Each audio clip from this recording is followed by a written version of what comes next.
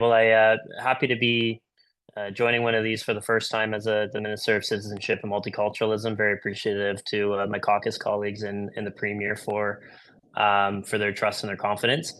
Um, we want to make sure it's been a priority for us for years, and I want to make sure that you hear it from me as a minister as well.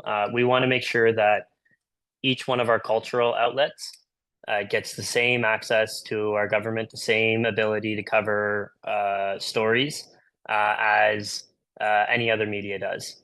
We know that we serve your communities.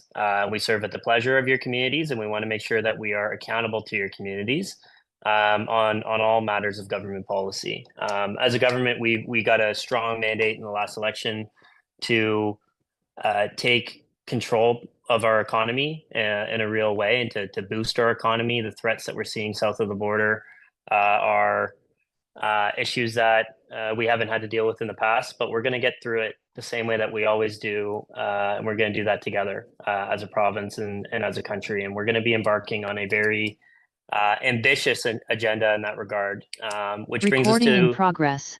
Brings us to the topic of our roundtable today, which is some of the initiatives that Minister Lecce is putting forward. And while I won't steal his thunder, and I'll leave it to the minister to explain the depths and the details of the policy, and I can't underscore enough how pivotal an opportunity we have in Ontario to really strengthen our economy, boost prosperity, not only for the current generation, but for future generations to come. I'll also note we're joined by our newly elected MPP from Sault Ste. Marie, Chris Scott, who's no stranger to the Ontario government, to the Ford government, having served in many senior roles for ministers and for the Premier in the previous government. We're very excited to have a man of his caliber representing the people of Sault Ste. Marie and also being the parliamentary assistant to Minister Lecce, who will be on this as well. So if you don't yet know Chris Scott, get to know him because people that know Mr. Scott today are going to look really smart in the future when he continues to have a very bright, successful political career. And I'll knock on wood so I don't jinx him when I say that. But with that being said, thank you always for engaging with our government, being interested in telling our story and getting our message out there. And more importantly, thank you for the service that you give to the people of Ontario and to your communities by making sure they have access to important information that they need to know about. With that being said, I'll turn it over to the Honorable Stephen Lecce. Alrighty, thank you so much. It's good to be back and good to join Minister McGregor in this capacity. And of course, want to welcome Chris Scott, the parliamentary assistant in our ministry, who's doing a ton of work on the mine side, which is very consequential to the future of Canada. So no pressure, Chris, on your work. But this is a very important time as Canadians. And so very briefly, we brought forth a plan that's going to help unlock our economic potential as a clean energy superpower. And if we want to stand on our own 2 feet, we want to be self-reliant, totally independent of President Trump or any country on earth, we have to end the talk and the delay and the obstruction of government and come up with a responsible, balanced, yet ambitious plan to get resources to market. And I'm proud joining our team in the Ministry of Energy and Mines with the parliamentary assistants and the Premier to unveil a plan that's going to make Ontario one of the most ambitious and quickest permitting regimes on earth. And this is a good thing when it comes to unlocking jobs, growth, and the long-term prosperity of Canada. It takes upwards of 17 years to build a mine in Ontario. For context, in Western Australia, a Commonwealth easy comparator to Canada, it takes 6 or 7. In Alberta, it takes 9. In the EU, it takes less than 10. But here, we're averaging 13, 14, 15 years, sometimes as much as 17. No one can tell me the status quo is working when we're sitting on the largest resource wealth on earth. And China has dominated the space, dominates the market. So this is our time to compete, our time to insert our dominance as a resource superpower, our time to leverage this in the context of the Canada-US negotiations, that's soft power leverage. And it's really our time to rise as Canadians. So we're really excited to bring forward this strategy. It makes really rooted in in a couple principles. The first is one project, you benefit from one process. You don't have to go into 9 ministries or 20 ministries and and bureaucrats. Go down to the Ministry of Energy and Mines, and we will white glove or shepherd your permit through the government to get it approved. Second is we're implementing mandatory deadlines, binding deadlines on government to make decisions, which is a radical concept for some in government, but we thought it was prudent to have that accountability, give people certainty. And the final thought is we are cutting the timelines, the permitting by 50%. The end result is we'll be able to approve a permit in 24 months, up to 24 months. In the European Union, it's upwards of 27. So we're still ahead of the curve, but it's a responsible plan, a balanced plan. It protects the environment, it grows the economy, it creates jobs, and it ensures that we emerge as a stronger Canadian federation and country. So we're proud of that work. This final element, we're also protecting and standing up for Canadian jobs and resources. Today, anyone from anywhere around the world can make a claim to the North, make a claim to our resources, even if you're not Canadian, even if you have no connection to Canada. Well, for Graham and obviously for Chris and I, we think that's preposterous. You want to own a stake in the North, a claim, you ought to make sure, we ought to make sure that there's a benefit to Canada. So there's many what we call adversarial regimes abroad. I think of the Russias, for example, the Chinas, where they will make a claim and they're not Canadian. They have no connection here. And oftentimes they're going to keep those resources landlocked because it's in their interest, undermining us. So this is our strategy of really leveling up and smartening up as Canadians to say, no, we're not an international, all-you-could-eat buffet where anyone with no connection to Canada, often from extensions of foreign regimes who are working against our country and our values, that they make claims to our resource, either to extract, exploit, or to keep them landlocked by design. So I'm proud that the Premier and our government is leading the way. We're standing up for Canada. We're protecting our jobs and our resources, and we're keeping them in Canadian hands. So this new authority will give Cabinet the ability to revoke one of these claims if we do not believe it's in the national interest. With that, I want to turn it over to the amazing and the new parliamentary assistant who is like on week 2 or 3 at this point, not even maybe 2. But Chris actually comes, he proudly hails from the North, represents Northern Ontario and Sault Ste. Marie. He's worked with the industry, the sector. He's got a great experience in energy and mines. So we're really blessed to have him, and I'm going to turn it over to you, sir. Well, thanks so much for that. And thank you, Minister Lecce. Thank you, Minister McGregor, for the really kind introduction. And good afternoon, everyone. My name is Chris Scott. I'm proud to serve as the MPP for Sault Ste. Marie, and now, as Minister Lecce referenced, also the Parliamentary Assistant to the Minister of Energy and Mines. Brand new to the file, and I wanted to just start off by saying how excited I am to be here. Echoing what Minister Lecce said, permitting can't take over 17 years. It really shouldn't take a generation to get a project off the ground. Our communities in the North can't wait that long. The world has changed. This legislation, if passed, is about saying Ontario is open for business, open for progress. I also want to thank Minister Lecce for the work that he's doing to put Northern Ontario front and center in the economic future of this province.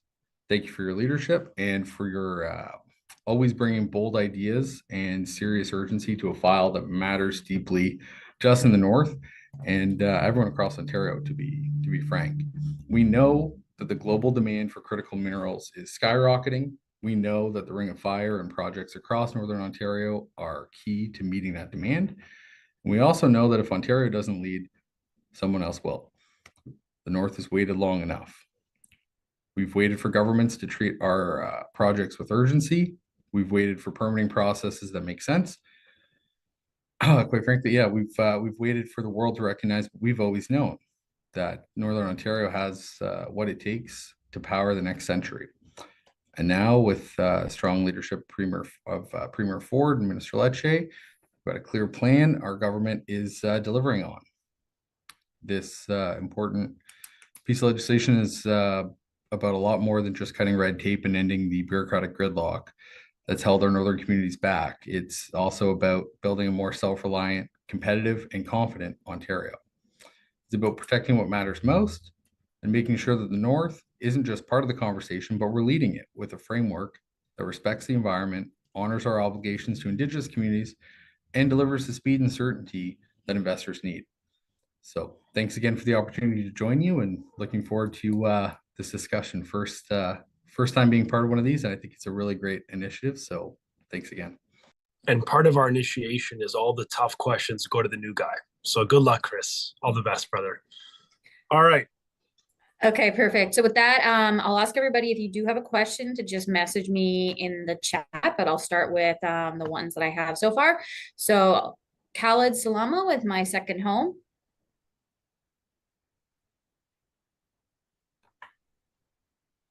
Khalid, are you there? I am there. Can you hear me? Yes, we can hear you. Very well. Thank you very much, Shannon. Hi, Masters. Mr. Lecce, two things. When you think this legislation could be passed in full, especially we know that things here in Canada takes longer time. So it's before the legislature. We introduced it last week. It'll be debated over the next few weeks. We anticipate that it will pass. We hope it will pass, certainly.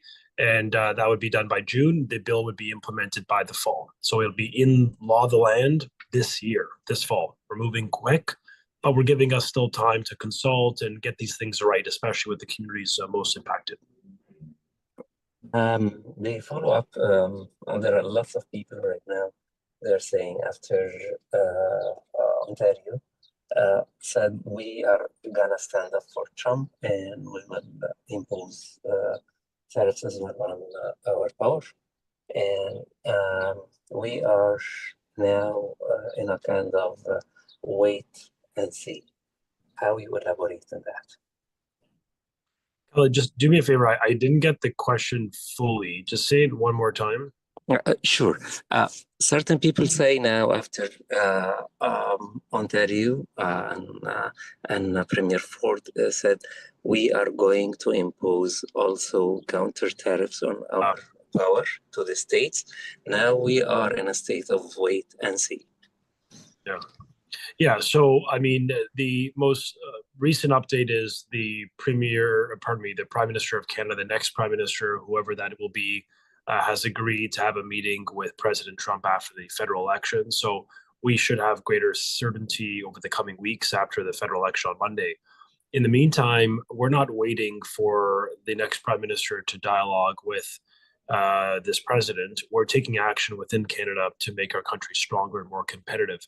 And that's why the first bill we introduced as a progressive conservative government was to eliminate a historic entire ridding of interprovincial protectionism or barriers that make it more expensive to buy things as Canadians. As we say, a tax in America is a tax on Americans, or a tariff is a tax. The same is true in Canada. We have an internal tariff called trade barriers that adds the equivalent of a 20% 20% tariff to Canadian goods. So we have our own challenges in Canada that we're rectifying, and I'm proud that we're not waiting. We're seizing this moment to act as one strong, unified country that reduces costs for families, makes life more affordable, and also make sure that we can leverage the Canadian supply chain more. We've also announced we're buying Canadian $30 billion of procurement. We're ending U.S. procurement on things like utilities are now not buying any American products on the going forward, which is, we're talking billions of dollars of loss of business on the US side. So we're really leaning in to buying Canadian, leveraging our supply chain, helping to export to the world, and of course, as I mentioned, breaking down the barriers to trade that could create the equivalence of adding what they estimate is almost $5,000 per person of GDP gain by eliminating those barriers. So it's a good step forward, and that will be in place by Canada Day. Thank you so much. Thank you. Okay, next I'm going to go to Shazia with EOS. Yes, thank you very much for the opportunity. Well, that's a great initiative, Minister. However, Pakistan recently held a huge critical minerals, seminar, and a lot of experts in the field from across the globe. They were there, including the U.S. I was just wondering if your delegation was there, and if this initiative is moved forward, now will you be potentially having a partnership with Pakistan? This is the one that was held in Islamabad at the Jinnah Convention Center. Yes, that's right. Yeah, yeah. Okay, look, there's a lot of conferences happening. The fact that we know about this specific conference speaks volumes of the type of government that Graham McGregor is creating, where we are so connected to the diasporas and international community. So I was not there. Of course, this just happened, but we are very interested in South Asia to grow our export markets, particularly in conventional like nuclear and in other forms of clean tech. So while no government representative was there yet, we do intend to engage with and grow our trade relationship with Pakistan. We have historic connections. We fought in the same world wars. I mean, we're very proud of our history, and we think there's a lot that we could lean into when it comes to growing our relationship. They need energy, particularly when it comes to clean energy, and we, like them, have a lot of critical minerals. So there's a lot of natural interest for our countries to collaborate, particularly on processing. And I just want to commit to the Pakistani community here in Canada that we want to build our relationship, grow our economies, and really help eradicate dependence of China, who's dominating much of the critical mineral space. That's good for Pakistan, but perhaps most importantly for me, it's good for Canada. Thank you. Okay, so next I'm going to go to Taryn at Red FM. ਕਾਰੀਆਂ ਵਿੱਚ ਨਿਵੇਸ਼ ਕਰ ਰਹੇ ਹਾਂ ਬੰਦੂਕਾਂ ਅਤੇ ਨਸ਼ਿਆਂ ਨੂੰ ਬਾਹਰ ਰੱਖ ਕੇ ਆਪਣੇ ਬਾਰਡਰਸ ਨੂੰ ਸੇਫ ਬਣਾ ਰਹੇ ਹਾਂ ਅਤੇ ਸਾਡੀਆਂ ਗਲੀਆਂ ਨੂੰ ਸੁਰੱਖਿਅਤ ਰੱਖਣ ਲਈ ਹਥਿਆਰ ਬੇਲ ਅਤੇ ਸਜ਼ਾ ਕਾਨੂੰਨਾਂ ਨੂੰ ਮਜ਼ਬੂਤ ਕਰ ਰਹੇ ਹਾਂ ਮਾਂ ਕਾਰਨੀ ਸਾਡੇ ਭਾਈਚਾਰਿਆਂ ਵਿੱਚ ਨਿਵੇਸ਼ ਕਰ ਰਹੇ ਹਨ ਕਿਉਂਕਿ ਆਓ ਕੈਨੇਡਾ ਨੂੰ ਮਜ਼ਬੂਤ ਬਣਾਈਏ authorized by the registered agent for the Liberal Party of Canada. We just gotta get the other ad campaign then on this. Yes, Taryn. Yeah, so we couldn't hear you. We only heard your radio ad. So if it doesn't work, no,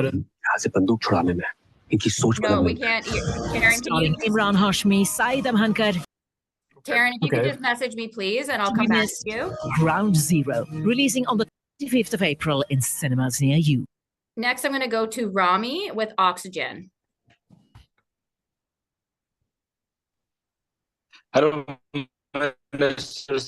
It's a pleasure to meet you again. And actually, my questions, like my Zia's colleagues asked, but for the Egypt side. There is an Egypt governmental team coming or came at April 7 to 9 and discuss big opportunities in mining in Egypt, especially for the critical minerals of Canada. And there is a great opportunities there, and the governments are willing to cooperate in this critical time for Canada with the Canadian government. And there is a lot of governmental bodies or figures who were attending, especially from Ontario governments. So what do you see these opportunities that the Egyptian government offers for Canada? And are there any possible cooperation in the future, especially Egypt, its east side have a rich minerals and needed by Canada? So we have a really strong relationship with Egypt. As you know, we got about a $1.2 billion trade relationship between Egypt and Canada. So we want to grow that. We see this as a massive potential. We're proud of the diaspora. The Egyptian Canadian community does amazing things in Canada. So we want to lean into that. So right now we're selling a great deal of commodities, particularly, things like ore, iron, steel, that are major exports into Egypt. But we also, like 90% of Egyptian exports to Canada are gold. So we understand that there's a huge potential for doing more trade, more processing, more jobs. Of course, our friend Sharif Sabawi, the first Egyptian and Coptic ever elected in Canadian parliamentary history, he is bringing delegations to meet with Graham, with Chris, and others. And we're going to be engaging with them. I don't know specifically that group versus others, but we're meeting with government officials, including the ambassador, to really emphasize we want to be a market of choice to support their economy and ours. And obviously, we understand that we've got a lot of technological advantages in nuclear. We've got power, we've got processing, but we can learn from each other and we can support each other's economic growth. So I would say a similar message to others. We want to build a relationship that allows us to move away from the US, decouple from China, And that means more trade with, for example, the North Africa region, more trade in Europe, more trade in South America, more trade in emerging economies, so that we're never beholden to one man or person who's not particularly level-headed. And I'm being very diplomatic right now. So, okay. Okay, I'll not follow up, but I wish this will be continued in a practical projects, because the atmosphere is ready for this. Yeah. Okay, thank you. So I have the question for Taryn at Red FM. She wants to know, if environmental rules are being made faster and easier, how will the government make sure land and water are still protected, especially in sensitive areas? So we are fully committed to protecting the environment and growing the economy. Every province around us, every large democracy around us is doing it faster. So we know we can do it faster. We know that the government is often the delay at the problem. So, you know, we've brought forth a policy that, yes, moves it along, but actually enhances environmental protection, strengthens sanctions for those actors who don't follow the rules. Zero tolerance. We're quadrupling the funding for our conservation initiatives. You know, I really do believe, you know, as a conservative, we believe in conservation. I mean, we're the party that created the TTC and the Ministry of Environment and the Oak Ridges Moraine. It started the phase out of coal power. Like, we're proud of what we've done. We want, you know, we want to make sure our kids and grandkids have clean air and water. That's like an obligation we are fully committed to. And I'm proud that this policy, while it moves things along, it still respects the environment. And I think that's the balanced strategy that I think Canadians want. They want us to, you know, be aggressive in the world and lean in and fight for Canadian values and jobs, but they never want us to erode those protections. And we hear them, which is why the bill we brought forth actually enhances protections for those communities. And we wanted to keep doing that, keeping zero tolerance on any bad actor. We've got amazing, you know, partnerships in Northern Ontario and across Ontario, and we want to do more processing so that we actually create jobs here in Canada. We don't send the resources abroad and buy it back at a premium. My final point on sort of the economy, geopolitics, and the environment, how all these things intersect, I just have to ask the question, who is the alternative? If it isn't democratic, stable, environmentally responsible Canada extracting resources with constitutional protections for the Indigenous peoples, labor standards, the highest that can exist, environmental protections, then it's China, who is the ultimate pariah when it comes to human rights, the rule of law. You know, it's a communist state for which there are no environmental protections at all. This is a country building a coal plant a week. So, like, it's us or them. There's no third option here, really. It's fairly binary. And I think you and I would agree our country is the gold standard of protections. And thus, we need to see more Canadian resources getting to the world to displace these dirty, authoritarian countries that just don't share our values or our standards of excellence and of environmental protection. So we're very excited to get this moving, but we're committed to protect the environment too. Perfect. Okay, and then I'm going to go to Priya at Y Media. Hi, Shannon. I hope I'm audible. Thank you. Good afternoon, everyone. My question is to Minister Lecce. So since we all know that with the US protectionism on the rise and global supply chains are also under pressure, energy independence is becoming a national priority, of course. So Minister Lecce, you have described this legislation as very important or vital to protecting Ontario's and, by extension, if I would say, Canada's economic sovereignty. Could you please expand on how fast-tracking energy and mineral development helps Ontario withstand international economic pressures, especially in the light of these ongoing US-Canada trade tensions? You know, Premier Ford often says Ontario's critical minerals is equivalent to Alberta's oil.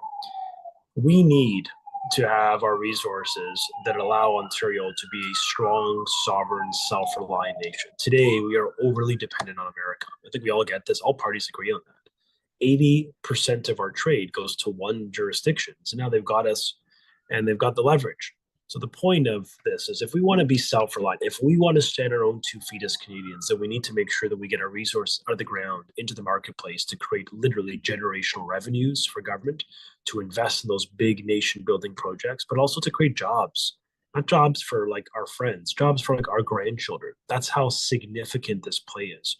I mean, think of how the petroleum and natural gas has literally revolutionized, changed Western Canada. This could literally change the game for Ontario, for Canada, and specifically for the North, for families and Indigenous communities. I mean, we have First Nations who are living off diesel generators in 2025, dirty, unreliable. This is unacceptable. So, if anyone cares about making social progress, anyone who cares about the long-term prosperity of Canada, anyone who cares about the sovereignty of our economy and our country, particularly given all the crazy talk about annexation and whatnot from President Trump, then this is our time to lean in and level up with a bill that is ambitious but balanced, that achieves a 50% reduction in speed but still enhances environmental protection. That is exactly the type of sweet spot we want to be in as a nation. We also want to have power or leverage in the negotiations with President Trump. The Chinese have said, we're not selling you any rare earths anymore that you need, like there are prerequisites to build their military, their aerospace, and other weaponry. Well, if they're not going to get it from China, the only other nation that has those commodities is us. And it goes back to the point of when we're negotiating with the US, you need these minerals, you don't have them, you can't get them from China, they just denied you their exports. And therefore, it gives us more leverage in the negotiation to say, we'll put critical minerals on the table, even maybe commit to a dedicated chapter in the renegotiated Canada-US trade deal. But for that means we remove the tariff, the sort of unjust tax.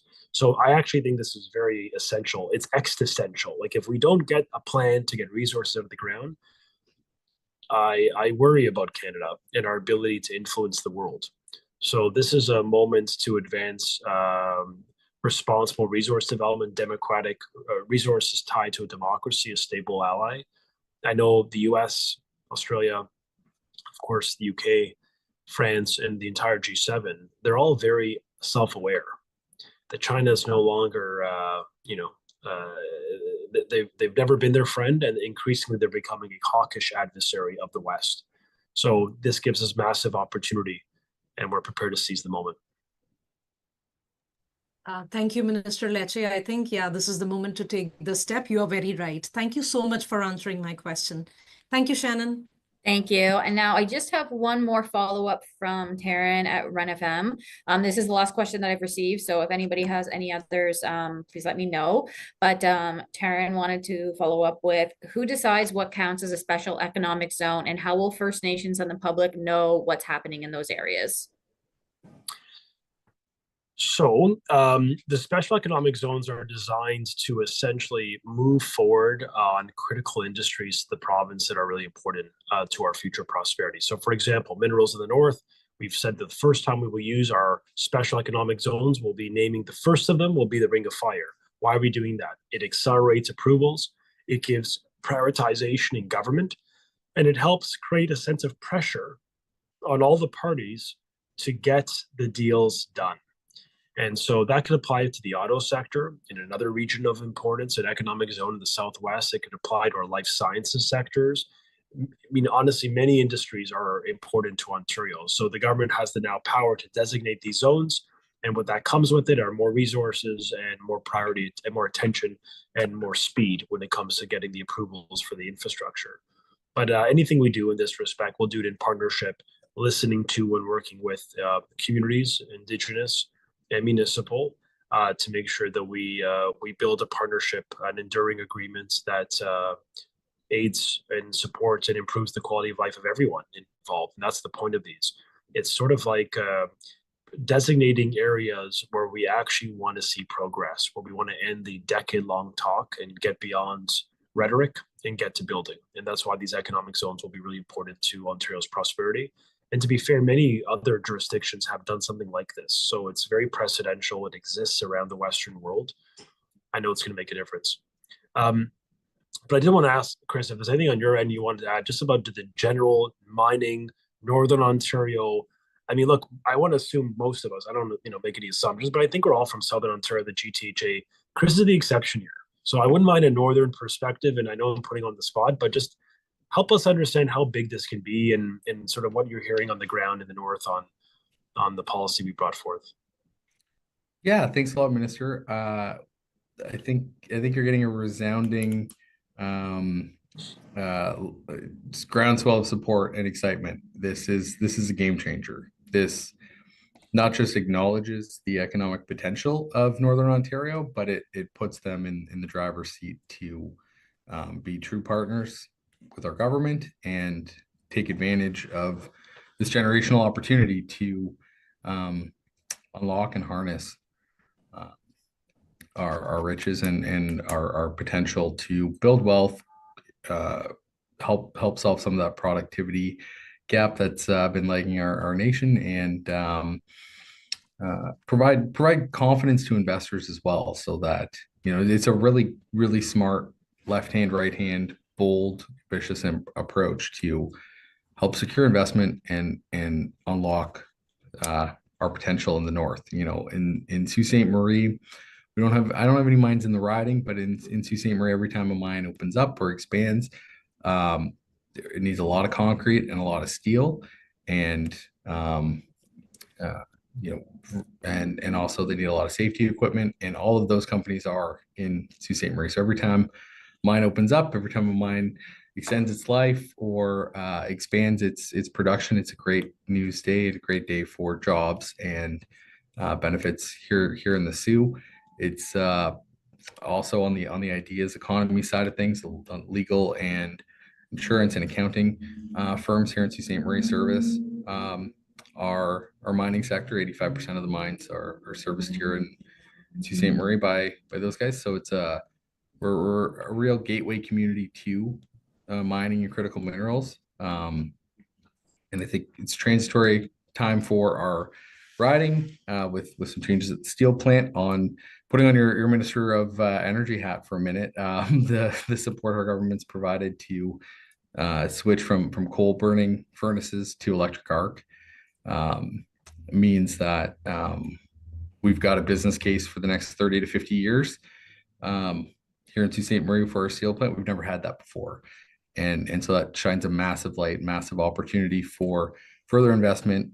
And coupled with this on the mining side, it really positions communities like the Sioux to grow and lean in even in these uncertain times. Thank you for that. Algoma Steel's the case study that Chris was mentioning, and it's like a 70% reduction in emissions. So we're proud to be a part of that. Okay. Shannon, is there anything else? No, that was the last question. So Minister, if you have any final words, and then I can hand it to PA Scott if he has anything final to add, and then we'll finish off with Minister McGregor. I've done tons of talking. Thank you all for joining. I do appreciate you. Chris just had a good opportunity, so maybe we'll turn it over to Graham to wrap it up. Perfect. Beautiful. Yeah, thank you, Minister Lecce and PA Scott. And thank you to all of our media participants. This is a very good story for the province of Ontario and for the people of Canada. The critical minerals that are under the Ring of Fire alone, we estimate over $1 trillion, and that's in today's valuation. Think of the hospitals we could build, or the schools we could build, or the roads we could build, or the energy access for remote communities that we could provide, or the standards of education we could enforce, or the safety standards we can enforce. If we have access to that wealth, this is a generational opportunity, not only helping the people of Ontario as we stand now, but generations to come. But we can't harness this advantage if it takes 17 years to open a mine. So we're going to cut that time in half. We're going to get shovels on the ground. We're going to move forward responsibly in partnership with First Nations communities and other Indigenous communities, in partnership with local municipalities. But we're going to get this done. And I think the work that the minister is doing, that this government is doing, is work that we'll be able to look back on a generation from now and think, thank God this minister and this government had the foresight to capitalize on this economic opportunity and help us build our province and our country for the future. So exciting work happening. And as always, if there's any other feedback out of the government or access to the government that your news outlets need, certainly have direct relationships with the politicians, but you can also reach out to Shannon or myself, and we'll make sure that you get that access to information so that you're able to tell your stories. Thank you. Have a great day, everybody. All right, thank you. Have a great day. Thank you. Thanks so much, Shannon.